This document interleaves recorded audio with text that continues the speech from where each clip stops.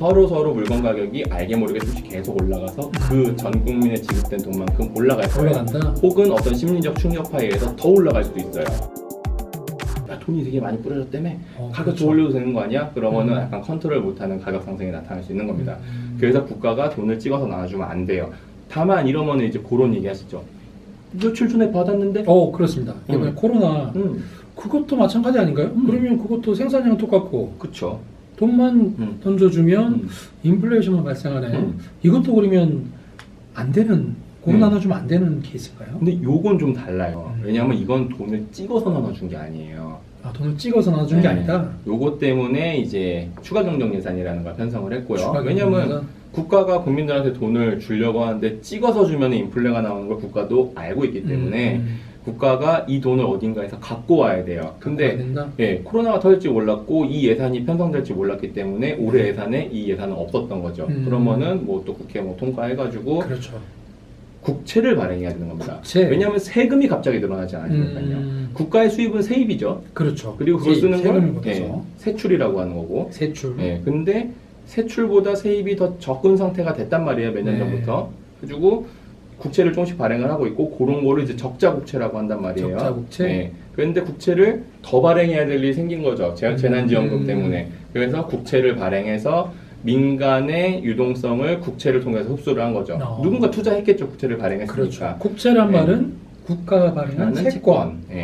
그래서 그거를 발행을 했고 이제 민간에서 그거에 투자를 했고 그만큼의 돈이 국가에 생겨서 요 돈을 쫙 뿌려준 겁니다. 그러면은 어떤 일이 생겼냐면은 누군가의 돈이 이쪽으로 이동을 한 거고 그 과정에서 국가가 그냥 국가 채무만 늘어난 게 되는 채무만 거죠. 늘어났다. 그럼 국가 채무가 늘어났는데 이건 안 좋은 거잖아요. 어쨌든 그렇죠. 국가 채무가 늘어났으면 그만큼 민간에서 소비가 활성화돼 가지고 민간이 잘 살게 돼서 장기적으로 세금이 늘어나야 이 효과가 있는 건데 일반적으로 뭐 논문 이런 거에서 보면은 이런 거 이제 이전 지출이라고 해요. 국가가 그냥 이전해서 줘버리는 돈이니까 빌려와서 넘겨줬는데 이게 그대로 그럼 GDP를 그만큼을 끌어올릴 수 있느냐.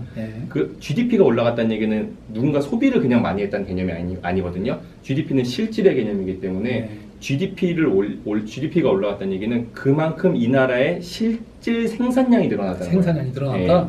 그러면 분명히 효과가 생긴 거거든요. 그러네요. 근데 그 효과가 1대1로 매칭이 잘 안 되고 더 훨씬 낮은 수치로 매칭이 된다라고들 논문에 훨씬 낮은 수치? 그러면 나라가 100만큼 이렇게 국채 찍어서 이렇게 줬으면 줬으면 100만큼은 안 된다? 100만큼의 생산량이 늘어나지 못하고 왜냐면 돈만 간 거지 전체 생산량은 그만큼 갑자기 확 늘어나지 않을 거거든요. 그로 인해서 소비, 투자가 연결이 계속 돼야 되니까 그렇게 잘 안 되니까 이번 재난지원금은 분명히 국가의 채무를 올렸지만 그만큼 효과는 못 냈을 거예요. 그럼에도 불구하고 이걸 했던 이유는 알긴 알지만 뭐 국민들이 뭐 요구 이런 것도 있었고 그리고 두 번째로는 그 낮은 효과라도 어쨌든 약간의 부의 재분배 효과가 있는 거거든요. 그러네요. 아무래도 뭐 거의 전 국민한테 지급이 되었으니까 이들이 원래 안 쓸 돈을 쓰는 효과까지 만들어낼 수 있어요. 그렇죠. 이번에 시장이 늘었는데 굉장히 소비가 많이 늘어났죠. 그렇죠. 그러면은 이런 일들이 생길 수 있는 거죠. 원래 생산을 하던 애가 조금 더 생산하는 효과가 생기면 GDP가 늘어나는 거고 그렇죠. 그리고 이거는 또 이런 효과도 있었죠. 그거라도 안 나갔으면 많은 물건이 다 재고가 되었거나 아니면 아예 그 상품 가치 잃어버리고 폐기 처분이 됐을 거예요. 그럼 그만큼 GDP 줄어들 거거든요. 전년 대비해서. 그렇죠. 생산량은 똑같이 생산했는데 이만큼을 못 팔아서 이게 물건이 뭐 썩어서 없어졌다. 그럼 그만큼 GDP가 줄어들잖아요. 그렇네요. 그런 걸 막아내는 효과 정도는 있는 거예요. 그래서 이걸 한 겁니다. 찍어서 준 건 아니다. 그러면 찍어서 주는 거는 생산량 그대로고 인플레이션만 유발하고 그렇죠. 이번 같은 경우는 국채 찍어서 하는 경우에는 그 찍어서 이렇게 돈을 뿌린 만큼 효과는 아니지만 그러니까 통화량은 변화가 없으니 물가 상승 효과는 없는 거고 최소한 뭐 어느 정도의 그 뭐 경기 부양 또는 뭐 소비 유발 효과는 있을 수 있다. 그렇죠. 뭐 막대한 양의 재고나 뭐 생산품의 폐기 처분 이런 거 조금 많은 거죠. 그러면 그런 것도 해당되나요?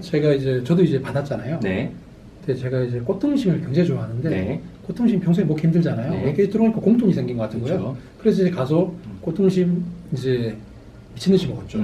그러면 그것도 마찬가지로 어떤 뭐 육아효과 한 예로 볼 수 있는 건가요? 뭐 일단 미친 듯이 먹을 만한 돈이 나오진 않았는데 또 어떻게 또 잘 뭐 싼 데를 찾아 드시는데 뭐 그렇다 치고 그렇게 되면 어떤 일이 만약에 이제 그게 수입 소고기 드셨으면은 그럼 또 거의 나가리 되는 효과가 될 거고요. 그러네요. 뭐 한우를 드셨으면 진짜 얼마 못 드셨겠지만 한우를 먹었으면은 한우 농가한테 그 돈이 그러니까 최종적으로도 그러니까. 뭐 일단 식당업자한테 네. 일부 뭐 중간 유통업자한테 일부 그래서 한우 농가한테 일부가 갔잖아요.